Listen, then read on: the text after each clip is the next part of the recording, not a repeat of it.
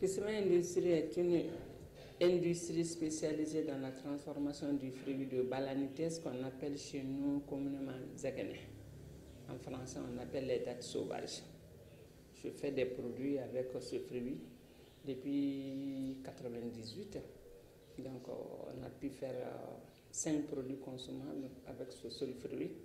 Donc, il s'agit des infusions, il y a des bonbons. On fait des barres énergétiques que les gens aiment appeler chocolat de Zegene. Donc, on a mis Choco Z, sinon il n'y a aucun chocolat dedans. Il y a l'huile, et avec l'huile aussi, on fait les savons. Nos objectifs pour Kisima Industrie, faire de cette industrie un élément de développement. Ça participe déjà beaucoup à l'amélioration des conditions de vie des femmes qui assurent déjà la collecte au niveau de la zone de production, c'est-à-dire en brousse. Les femmes qui collectent déjà, donc ça a commencé à améliorer leur vie parce que les Zegene n'étaient pas bien vendus avant. Au Mali, on consommait le Zegene tout juste pour tremper dans l'eau, boire un peu la solution contre les constipations. Mais avec Kisima Industrie, on a vu qu'on pouvait faire une industrie avec le Zegene. Donc déjà au niveau de la zone de production, les femmes sont érigées en association. Donc c'est elles qui assurent la collecte et la commercialisation. Donc déjà, notre objectif, c'est améliorer la condition de vie de ces femmes. Hein. Autre chose aussi, il y a les jeunes aussi qui participent parce que là où sont les femmes, généralement, sont les enfants qui aident les mamans à collecter. L'objectif que nous, on n'a pas cherché, mais que l'industrie a mené, c'est le fait de stopper l'exode rural au niveau des zones de production de Zegene. La période de Zegene, c'est entre le mois de novembre et le mois de février. Généralement, c'est en cette période-là que les jeunes gens quittent la brousse pour venir en ville. Avec l'activité du ramassage du Zegene, donc ces gens-là ne viennent plus en grande ville. Donc ils restent là-bas. Avec notre projet de faire des ateliers de pré-traitement dans ces zones, qui va permettre à ces femmes et à ces jeunes de travailler déjà sur le Zegene.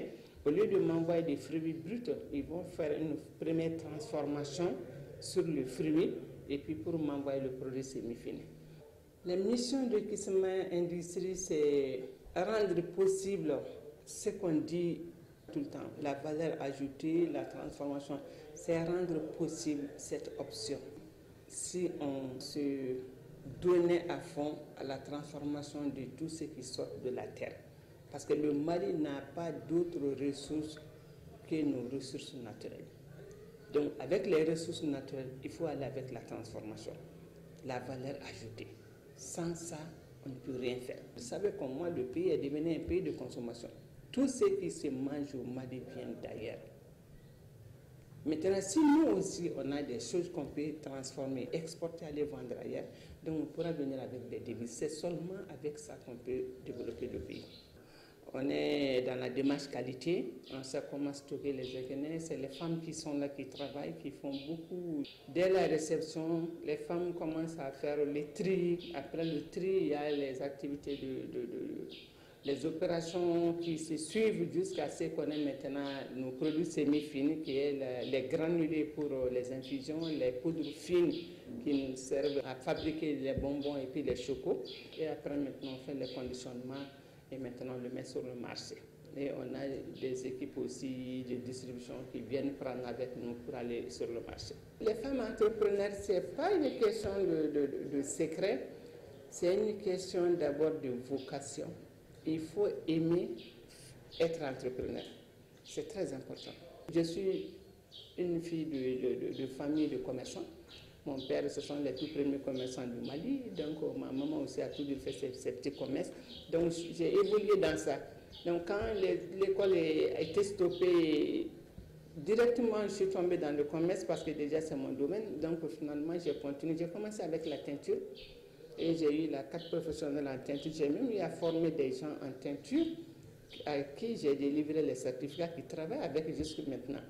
C'est au Niger que j'ai beaucoup connu ce fruit et c'est à partir de là que je suis venue dans la transformation.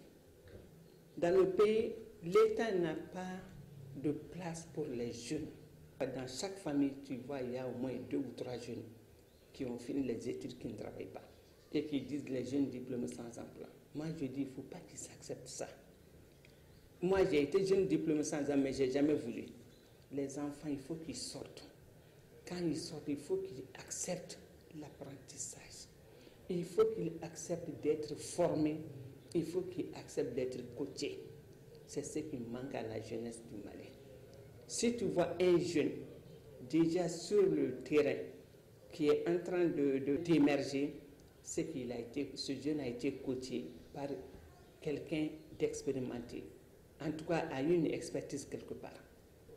Il faut qu'ils viennent vers les entrepreneurs pour se faire accepter et qu'ils apprennent autre chose qui n'est pas ce qu'ils ont appris à l'école. Parce que dans ces pays en Europe, à partir de 18 ans, l'enfant n'est plus à la charge de ses parents. Mais malheureusement, chez nous, c'est culturel.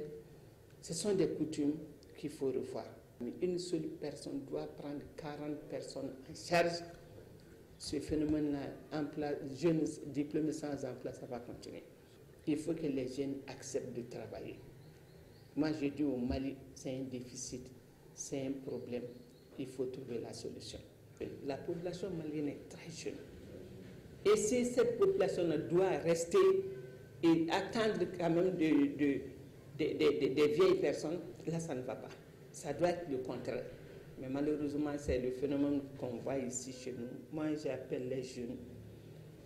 Je suis sûre qu'ils peuvent faire quelque chose. Il faut qu'ils enlèvent de leur tête. J'ai fait l'université. Moi, j'ai le doctorat. J'ai telle ou telle maîtrise. C'est pas ça. Tant que tu ne peux pas te prendre en charge toi-même, tu ne peux rien dire. Malgré tes diplômes, on va te voir autrement. Tu es regardé avec dédain parce que tu n'es pas responsable, tu n'es pas capable. C'est ce qu'on peut dire. Nous, on est confrontés plutôt à des problèmes techniques. Parce que moi, ce que je fais, c'est un nouveau produit. Dans le monde entier, je suis seul à faire ce produit. Donc, même si je dois faire une machine, il faut que ça se fasse sur mesure. Je voyage beaucoup, donc les gens commencent à comprendre et techniquement aussi, on commence à trouver la solution. Donc, le système de banque commerciale n'est pas très développé au Mali. C'est les banques conventionnelles classiques qui sont là. Donc, on fait avec. Parce que si tu vois qu'au niveau du financement, si une banque doit te financer des investissements pour une industrie à 10% ou 15% de taux d'intérêt, c'est un peu compliqué. Et que la banque ne peut pas aller au-delà de 5 années de durée, c'est un peu compliqué. Parce qu'une entreprise, normalement, c'est à partir de 10 ans, les investissements pour pouvoir les amortir. Donc, on a confronté à ces difficultés. Et puis, l'écoulement des produits. L'écoulement des produits. Ça aussi, c'est une difficulté majeure, il faut le dire. L'écoulement des produits, ça pose problème à deux niveaux.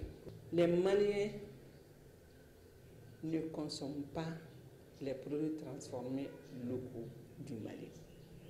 Ce n'est pas parce qu'ils ne connaissent pas, ou bien ce n'est pas parce qu'ils ne connaissent pas leur valeur. Ça, c'est mon point de vue, c'est personnel. Mais moi, je pense que c'est parce que c'est lié à leur bourse, les moyens. Vous voyez déjà le zégané que je transforme. Si tu payes 50 francs de zégané brut, les filles vendent ça dans les assiettes dans la rue. Tu trempes dans l'eau, dans la famille, 10 personnes peuvent consommer. Il n'y a pas de problème. Mais si une industrie se met à transformer ce zégané, que les produits soient accessibles, propres et faciles à consommer, et qui donne le sachet à 30 francs au dernier consommateur, ou 50 francs, automatiquement, dans nos têtes, c'est africain, dans nos têtes, avec 50 francs, 20 personnes peuvent, pourquoi je veux payer ça à 30 francs, 50 francs pour moi seul, dans un petit bol. Donc, vous voyez déjà, donc c'est culturel. Moi, ce n'est pas que le produit est cher ou autre, mais c'est culturel. C'est culturel. Donc là, par rapport à l'écoulement, il y a ce problème. D'autres problèmes pour l'écoulement, ça c'est le problème d'emballage. Dans nos pays, on n'a pas une industrie d'emballage vraiment qui peut nous donner des emballages adéquats. Bon. Donc, ce qui fait que les transformateurs et transformatrices sont vraiment confrontés à ce problème d'emballage. Okay. Est-ce que vous êtes en train de prendre des mesures pour vraiment trouver la solution à ce problème-là? Bon, moi j'ai essayé de mon mieux. Peut-être les gens du gouvernement me voient, mais la DENI, j'ai fait beaucoup dans ce sens. J'ai fait des voyages. J'en ai parlé partout où je peux parler de ce problème d'emballage. Et on est en train de trouver la solution. Il y a une entreprise sur place avec laquelle j'avais essayé de faire des emballages pour les femmes, par exemple, qui font les céréales. Vous savez que moi, je ne fais pas les céréales. Mais c'est toujours dans le cadre de servir les autres. Parce que je me suis donné cette mission. Ce n'est pas parce que je vaux mieux que les autres ou bien que les autres ne voient pas. Chacun a sa façon de voir dans la vie, a sa vision. Moi, pour moi, si moi seul, ça va chez moi seul avec mes emballages et tout. Si toutes les 80% des femmes sont dans les céréales, par exemple, ça ne va pas chez ces femmes-là. Pour moi, ce n'est rien que si ça aille chez moi seul. Donc, c'est dans ce cadre-là. Et les femmes aussi me font confiance parce qu'elles voient que depuis que j'ai commencé, j'évolue. Donc, elles viennent vers moi. Qu'est-ce qu'on fait? Nous, on veut les emballer, nous, on a des problèmes. Je fais ce que je peux faire pour les aider. Donc, c'est dans ce cadre-là que j'ai été voir l'entreprise en question s'ils peuvent faire des emballages pour les femmes qui font les céréales et les croquettes. Donc, on a essayé, on a fait. Malheureusement, on a été confronté à un problème de prix parce qu'avec l'entreprise, on n'a pas pu se mettre d'accord sur un prix. Le prix que l'entreprise donne, les femmes ne peuvent pas prendre les emballages à ce prix. Et pour cela, j'ai été jusqu'à la DENI, essayer de parler avec la DENI pour qu'ils voient au niveau État, si l'État peut subventionner certaines choses, taxes pour cette entreprise, pour qu'elle puisse fabriquer les emballages pour les femmes. Et finalement, l'État n'a pas répondu. L'entreprise n'a pas baissé les prix. Même les échantillons d'emballage qu'on a fait sont là sous nos bras, ça ne bouge pas. Parce que les femmes ne peuvent pas payer. L'entreprise aussi dit ne baisse pas. Finalement, les emballages sont là sous mes bras. Donc, on n'a pas pu faire quoi que ce soit avec. Mais franchement, il faut que l'État voit cet aspect-là. Moi, je le fais pour ces femmes. Parce que la plupart de ces femmes n'ont pas la chance, par exemple, de s'exprimer comme moi, je suis en train de le faire maintenant. Donc, si une a eu la chance, qu'il peut s'exprimer, qu'il peut parler aux autorités, vraiment, il faut que la personne parle au nom de toutes les femmes. Au Mali, vous pouvez rencontrer toutes les femmes et elles te diront que Mme Simpara fait tout pour toutes les femmes, mais pas pour moi seule. Si je devais faire tout pour moi seule aujourd'hui, je n'allais pas avoir, en tout cas, même si je veux, je n'allais même pas aller avec cette industrie. Au moins, je suis mariée, mon mari me prend en charge, je n'ai pas de problème, donc j'allais rester chez moi sans travail.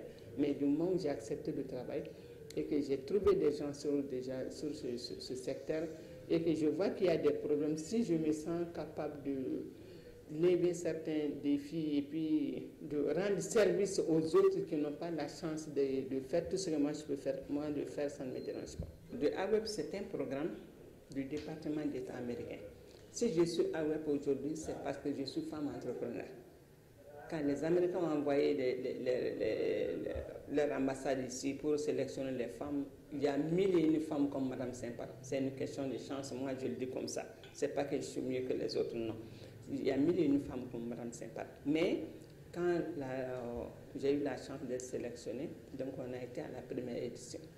Et à mon retour, la première des choses que j'ai eu à faire, c'est d'appeler les autres femmes. Parce que déjà, c'est l'idée des Américains. On fait venir une femme capable, non seulement qui travaille, qui est entrepreneur, mais capable de rassembler le maximum de femmes. Donc c'est comme ça, moi j'ai fait venir beaucoup de femmes autour de moi. Je les ai expliqué le programme. Qu'est-ce que le programme peut faire pour nous les femmes? Qu'est-ce qu'on peut bénéficier de ce programme? Quand les femmes ont compris l'idée, ont vu vraiment que ça peut être une très bonne chose, tout de suite elles ont adhéré. Elles n'ont pas adhéré parce que c'est Mme Simpara. Je ne les ai pas donné un franc. Elles ont adhéré parce qu'elles savent qu'avec Mme Simpara, au moins on sait qu'elle travaille. C'est une femme qui se bat, qui travaille. Parce que si j'étais une femme couchée à la maison, je n'allais pas avoir même le temps de sortir, aller chercher les parce que je ne serais même pas connue. Mais tout le monde sait ce que je fais sur le terrain, en tout cas dans le secteur dont j'évolue. Donc, avec les Américains, Ils ont été clairs. C'est l'initiative de Hillary Clinton, qui était secrétaire d'État au département d'État américain, qui dit qu'elle pense qu'en Afrique, les hommes sont à leur limite. Et que dans les recherches et les études, toutes les recherches et les études ont montré que le développement de l'Afrique, c'est les 100 années à venir, ça sera avec les femmes entrepreneurs. Donc, si ils arrivent à soutenir les femmes entrepreneurs, c'est sûr que l'Afrique va se développer. Et là, c'est une réalité.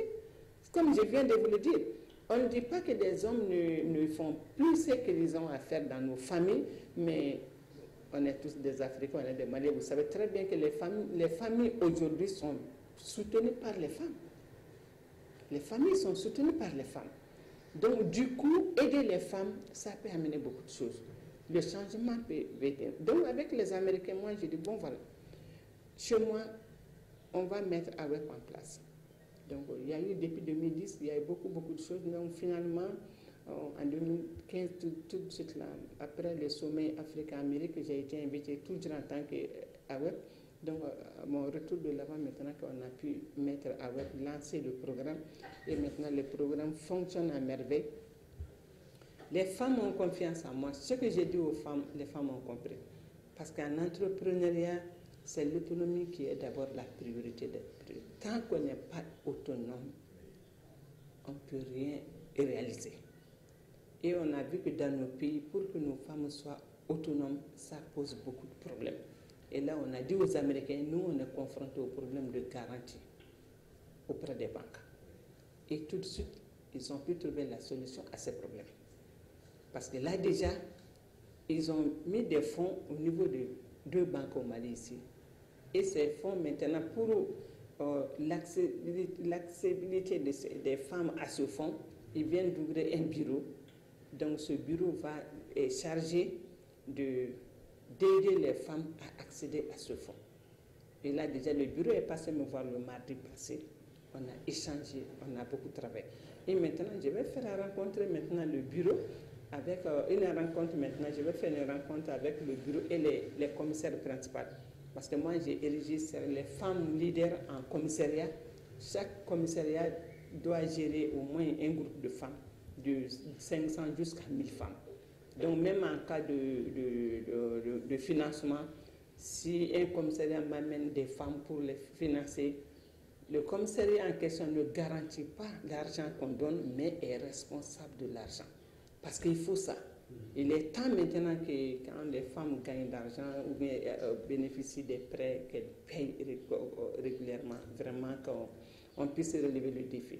En tout cas, moi, je suis confiante et je sais très bien qu'au Mali, les femmes entrepreneurs au Mali, je vous donne dans 3 ans, il y aura un grand changement dans l'entrepreneuriat féminin au Mali. En tout cas, il va y avoir le changement sera visible.